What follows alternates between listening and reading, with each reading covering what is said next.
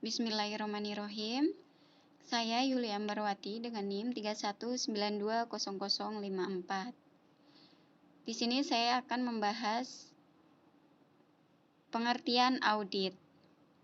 Auditing merupakan suatu bagian dari akuntansi di mana merupakan pemeriksaan laporan keuangan untuk menilai dan meneliti apakah bahan bukti tentang informasi akuntansi yang berlaku pada suatu perusahaan sesuai dengan standar yang berlaku umum.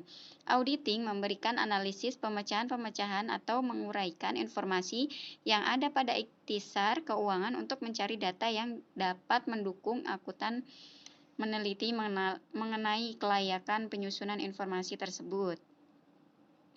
Yang kedua, asersi manajemen. Asersi manajemen adalah representasi pernyataan yang tersirat atau diekspresikan oleh manajemen tentang kelas transaksi dan akun serta pengungkapan yang terkait dalam laporan keuangan. Dalam kebanyakan kasus, asersi manajemen bersifat tersirat. Asersi manajemen berkaitan langsung dengan prinsip-prinsip akuntansi yang berlaku umum, yaitu GAAP atau PSAK, karena asersi ini merupakan bagian dari kriteria yang digunakan manajemen untuk mencatat dan mengungkapkan informasi akuntansi dalam laporan keuangan. Definisi audit dalam bab 1 sebagian menyatakan bahwa auditing adalah perbandingan informasi laporan keuangan dengan kriteria yang telah ditetapkan, asersi yang ditetapkan sesuai dengan GAAP. Karena itu, auditor harus memahami asersi-asersi ini untuk melaksanakan audit yang memadai. Yang ketiga, tujuan audit objektif, yaitu bukti audit yang objektif dipandang lebih kompeten jika dibanding dengan bukti audit yang subjektif. Untuk meneliti objektivitas bukti audit diperlukan juga penilaian atas kualifikasi personal yang memberikan bukti tersebut.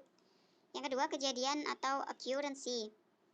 Berhubung dengan apakah aktiva atau uang entitas ada pada tanggal tertentu dan apakah transaksi yang dicatat telah terjadi selama periode tertentu.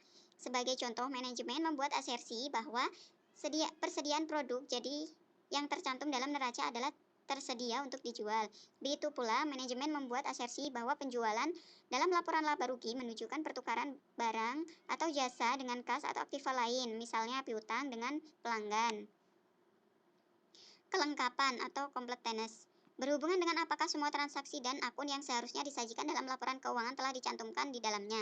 Sebagai contoh, manajemen membuat asersi bahwa seluruh pembelian barang dan jasa dicatat dan dicantumkan dalam laporan keuangan. Demikian pula, manajemen membuat asersi bahwa utang usaha di neraca telah mencangkup semua kewajiban entitas. Ketetapan atau occurrence memastikan semua berjalan dengan baik dan sesuai aturan yang berlaku. Ini termasuk transaksi didokumentasikan dengan baik. Perhitungan yang benar, jumlah yang tepat dan pengklasifikasian jenis transaksi.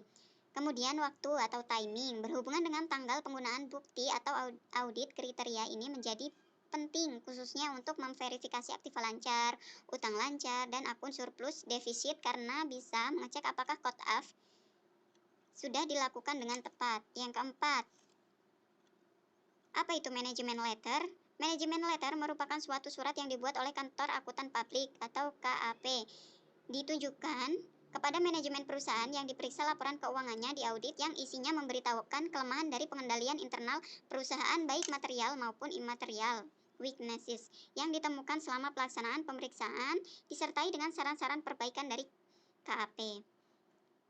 Kemudian pengendalian internal sampai dengan penyelesaian audit. Persiapan laporan keuangan, melakukan pemeriksaan laporan keuangan, mengevaluasi apa saja yang harus disampaikan kepada pihak perusahaan, kekurangan atau kelebihan. Tanda tangan sebagai bukti sudah diperiksa dan selesai.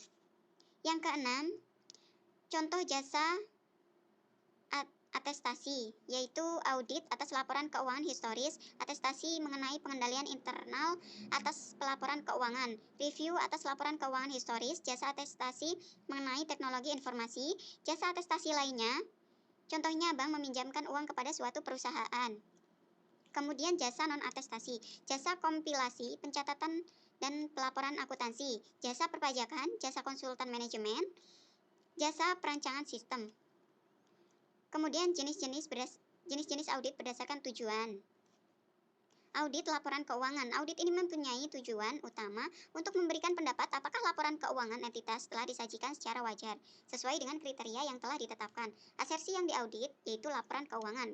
Kriteria yang telah ditetapkan yaitu prinsip akuntansi yang berlaku umum, PABU. Sifat laporan auditor, pendapat atas kewajaran laporan keuangan. Contoh, audit laporan keuangan tahunan dari PT AAA Tbk. Audit kepatuhan. Audit ini mempunyai tujuan utama untuk menetapkan apakah kegiatan keuangan atau operasi suatu entitas telah dilaksanakan sesuai dengan persyaratan, ketentuan, atau peraturan tertentu. Asersi yang diaudit, klaim atau data berkenaan dengan kepatuhan kepada kebijakan, perundungan, peraturan, dan sebagainya. Kriteria yang telah ditetapkan, kebijakan manajemen, hukum, peraturan, atau persyaratan lain dari pihak ketiga. Sifat laporan auditor, ringkasan temuan atau keyakinan tentang derajat kepatuhan. Contoh, audit kepatuhan atas penerapan upah minimum regional yang sudah ditetapkan oleh pemerintah daerah. Yang ketiga, audit operasional.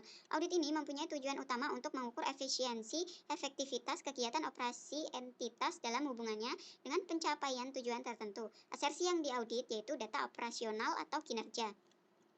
Kriteria yang telah ditetapkan, tujuan yang telah ditetapkan sebelumnya oleh manajemen atau pihak yang berwenang. Sifat laporan auditor, tingkat efisiensi dan efektivitas dari operasi yang diamati serta rekomendasi untuk peningkatan kinerja. Contoh, audit operasional atas efisiensi dan efektivitas pembagian kupon makanan.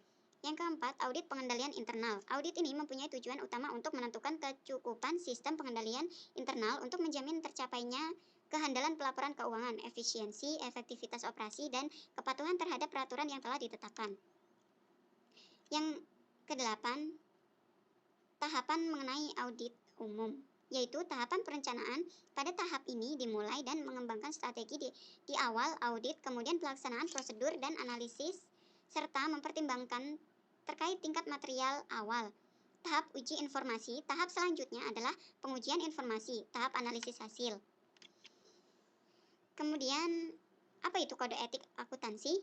Sebagai salah satu profesional yang sangat penting dalam dunia ekonomi, wajib hukumnya memahami kode etik untuk menjaga mutu dan kepercayaan para pengguna jasa. Kode etik profesional akuntansi terdapat pada prinsip etika profesi akuntansi yang mengatur kaidah serta norma dan lingkup profesional.